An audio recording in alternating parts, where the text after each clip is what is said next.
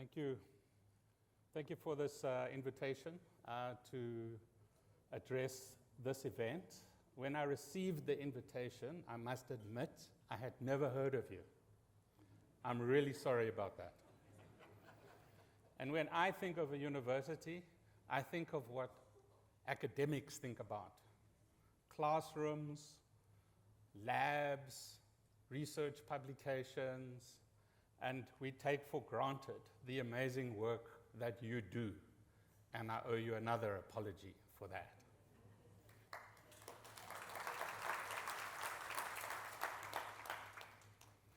And so after asking quite a lot of questions to those who invited me, I eventually realized that this is where I belong. So I feel a bit like a gate crasher, but on the other hand, without you, we wouldn't exist, and without us, you wouldn't exist, and without all of us, societies would fall apart. Because that's the basic reality of what universities are all about. So I think we need to have an historical perspective and understand that universities have been the cornerstones of modern society as we understand it, and is often, universities are often associated with the institutions, the paradigms that emerged from the West European Enlightenment. After all, the universities of Oxford, Paris, and Bologna were all established within a decade or two of the year 1200. But that is an incomplete Eurocentric view of history. Universities actually have much deeper roots. You probably don't know that the oldest continuously running university is the University of Al-Qarawiyya in Fez, Morocco, which was started in 1859 and founded by Fatima al-Fikhri, who was the daughter of a wealthy merchant.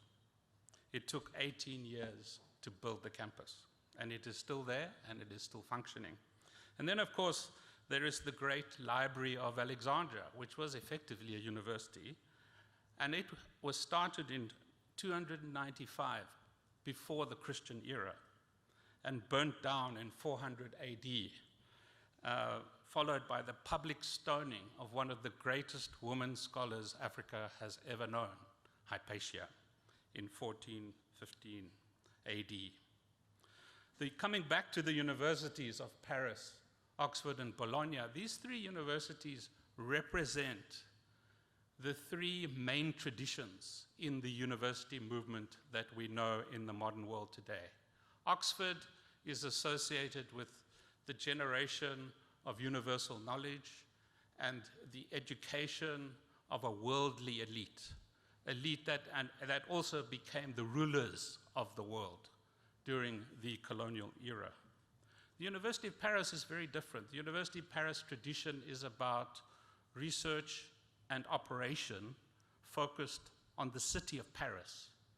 Paris, the city, becomes the backyard of the university and the research environment that generates the questions and challenges that academics deal with.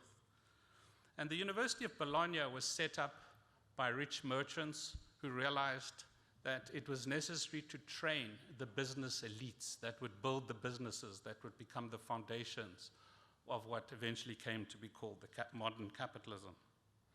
And fourthly, Al-Qarawiyya, the Moroccan university that I just spoke about, is actually a university tradition associated with culture, how a university becomes the generator and reproducer of culture, and in particular cultural traditions that are germane to the people.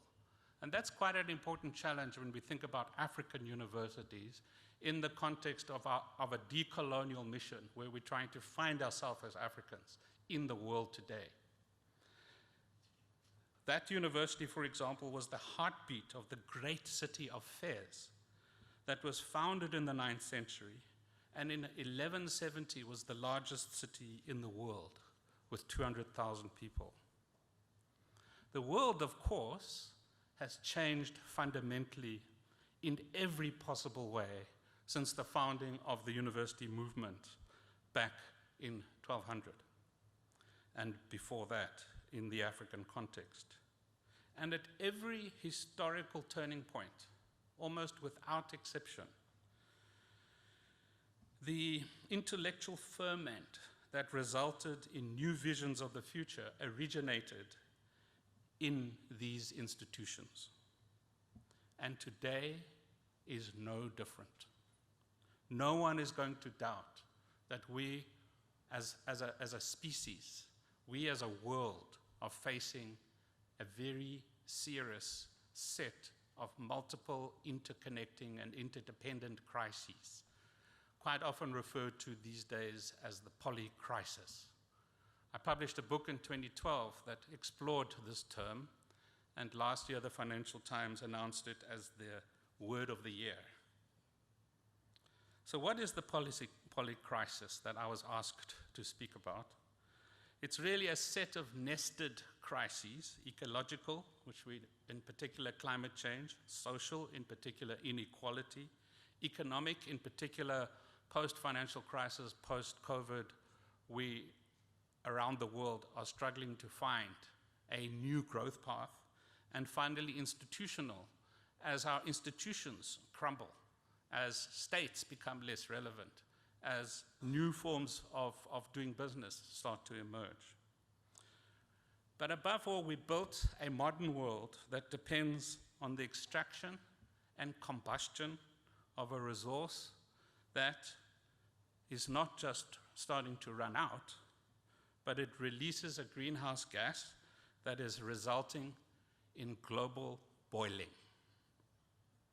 And as a result of global boiling, not just warming, everything changes. The entire ballgame starts to change.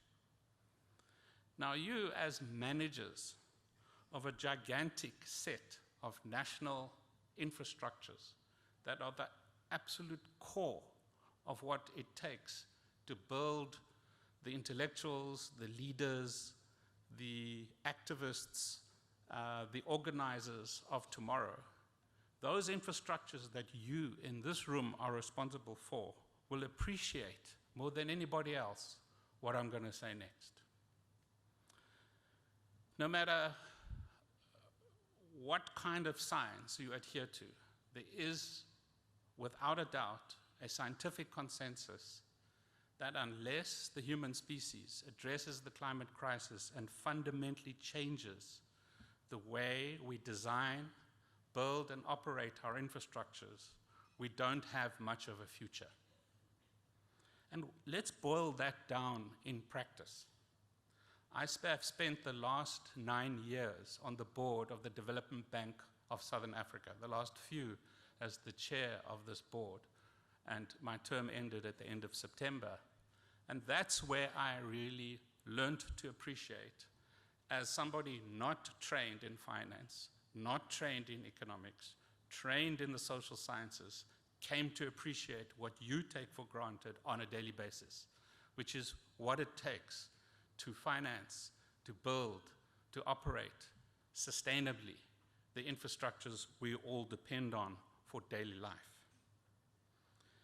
What is extraordinary is that if you take the science and you apply it to the real world, what that means is over the next 25 years, almost all the assets that we take for granted have to be either replaced or repurposed to be climate resilience. And that is a massive collapsing and expansion of balance sheets. That's what in the end it boils down to.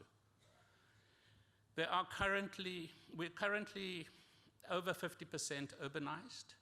The global population is around 8 billion. It's going to go up to 10 billion. The next 2 billion that are going to arrive on this planet are going to live in cities. Those infrastructures still have to get built. So not only do we have to replace and repurpose, we have to build new. And so if you put all of this together, The recent estimates out of the United Nations Secretary General's office is that we should be spending between 3.9 and $5 trillion per annum for the next 25 years if we are serious about the task of living up to the challenges posited by the science, generated by the scientists who work in the universities that you operate. So if we don't do this, the species is simply not going to survive.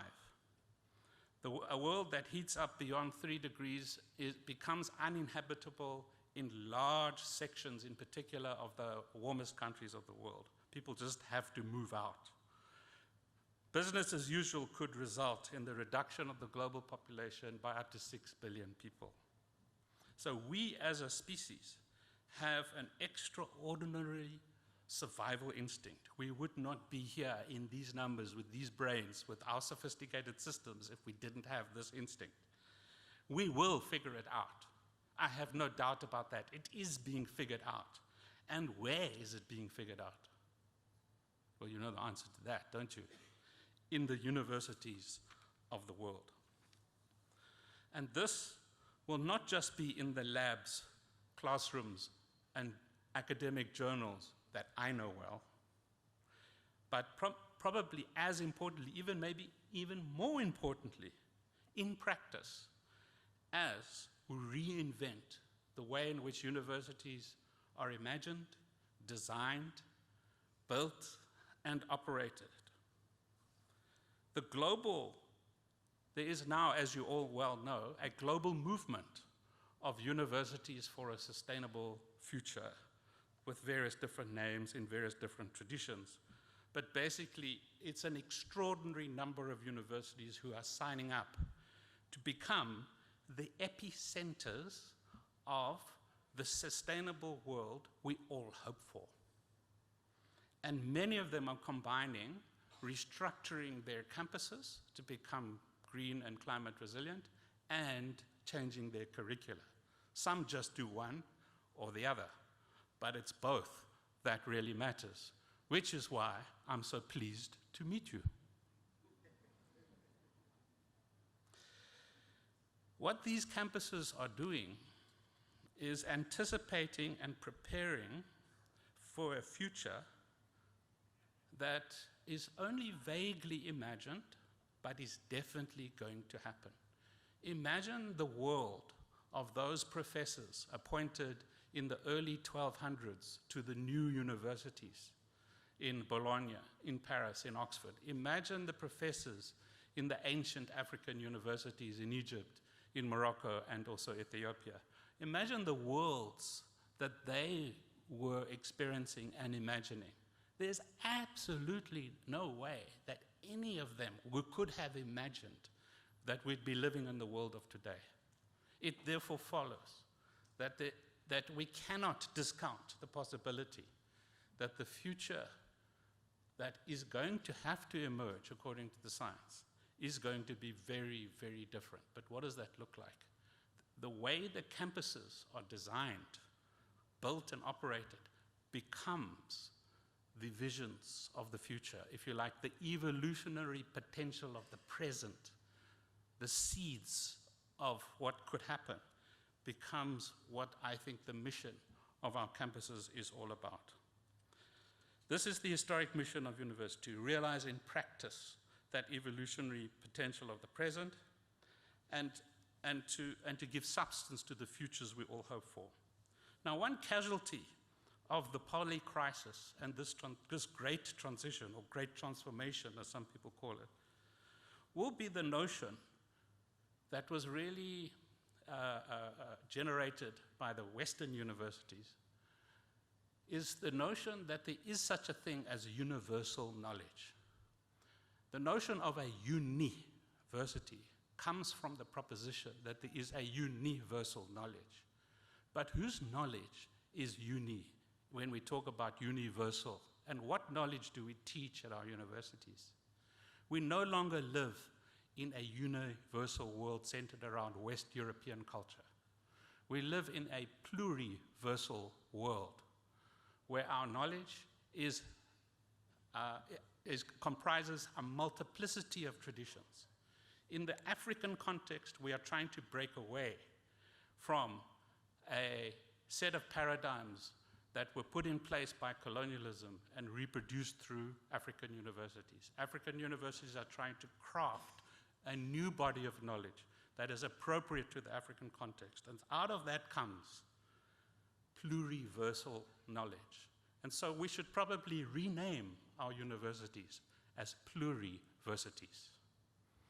I've often wondered whether I could face my Vice-Chancellor and say to them, why don't we become Stellenbosch Pluriversity? After all, we're no longer just a university. So let me end off with some comments about South Africa. I've got quite a bit of time. Let me end off with some comments about South Africa's polycrisis. We all know we live in a noisy democracy, which sometimes irritates us, but overall we seem to love. But it's facing extreme challenges. I don't need to go into any of them. The inequalities, the infrastructure collapse, the institutional and governance crisis, and the economic crisis. I spent 2017 writing the first major expose of state capture with my colleagues from various universities. I know what it's like to live under threat for speaking truth to power. We know as South Africans that we face very serious challenges. And the greatest threat in my view, is the possible loss of hope. I think that's why we are so excited about what the Boks are achieving. They are the ones, more than anything else, that represents what hope can achieve. But in my view, universities, South African universities, need to become the epicenters of hope. Not just in what we teach, but how these campuses are designed, built, and operated. If you like, using the title of the talk that I was given, South African universities should become the polycatalysts that usher in new ways of thinking, new generations of thinkers, new ways of imagining boldly what an African future for our little country on the southern tip of this great continent could achieve and even provide leadership on the continent. I come from a campus that from one perspective is all about the beauty of the historical buildings, the tree-lined streets, the weight of tradition. Sure. But for many of my black students, there's no relationship to that. For many of my black students, all of this represents that which represents what is responsible for their oppressed position in society. For many of my black students, this is a colonial history in the present. From a resilience perspective, from a climate resilience perspective, my questions are, is Stellenbosch or any of your campuses becoming carbon neutral? Is there a carbon neutral pathway that you have agreed on? Is there a zero waste strategy in place? Do you take into account how you can be restorative rather than destructive of biodiversity? And are you making a positive impact on the soils and the water resources that your goods depend on via your procurement systems? And a very sensitive topic, are our universities following what some of the global universities are doing, which is divesting from the investments in fossil fuels? So let's take one particular issue. South Africa is rapidly heading into a very transformative energy transition in response primarily to load shedding. Everything changes as we slowly start to decommission coal-fired power stations and replace that with renewable energy. We have no choice in this matter. Even if we wanted to build more coal-fired power stations, and there are those that do, no one's going to give us the money, not even the Chinese. The Chinese were the last in the world to say we would fund coal in South Africa. They have even decided, no, they're not going to do that. So where are we going to get the money to build coal-fired power stations? We're not. So we will not be building coal-fired power stations. What's going to replace that? What's going to replace that is what is already replacing it on a rapid scale, which is renewable energy, solar and wind power, and these are infrastructures. And some of you may already be in the business of procuring, in response to load shedding, to protect your institutions, procuring renewable energy, and you will know what it costs, and you will know how long you have to wait in order to get the EPC contractor onto site, because the demand is so massive. We've built 6.2 gigawatts of renewable energy since 2010, 2011. During the course of 2022, decisions were made to procure about 30 gigawatts of renewable energy. We only have 48 gigawatts in the whole country of energy. So 30 gigawatts, although it's much less efficient, of renewables is a lot of energy. If we just procured and built 10, load shedding would end.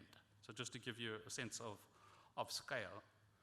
And what's most remarkable of all is that it suddenly emerged from figures that Eskom has released that 4.8 gigawatts, 4,800 megawatts of solar panels have now been installed on rooftops of businesses, institutions like yours, and households. 4.8 gigawatts in the last 2.5 years. That represents a total investment off the balance sheets of these households, institutions, and businesses of about 70 billion rand. And nobody made a decision to implement this strategy. It just happened because we all had to respond to load shedding. And so the question then becomes, what's your strategy? How are you going to respond? Don't assume load shedding is going to disappear anytime soon. And even if it does disappear, slowly, coal-fired power is going to be phased out and renewables is going to become the norm. And in many of your universities, there are research institutes who are promoting this idea. What's the collaboration between those research institutes and the local municipality and yourselves? And Stellenbosch municipality has gone for a very ambitious call for proposals for renewable energy to protect the town from load shedding. But that's not the only infrastructure that is challenging for us. There's collapsing sewage treatment works. Nearly about 80% of sewage treatment works are out of spec, are not working as they should. Many of our landfills are full. All of these become your challenges. And what are you doing about that? To conclude, universities have always been the epicenters of the futures that first get imagined and then get built. There is no world, there is no place that happens without first imagining it. Whether it is grand projects by the signature architects like Norman Foster, or it's the informal settlements that are created by ordinary everyday people trying to eke out a living in our urban centers. Even those have to be imagined.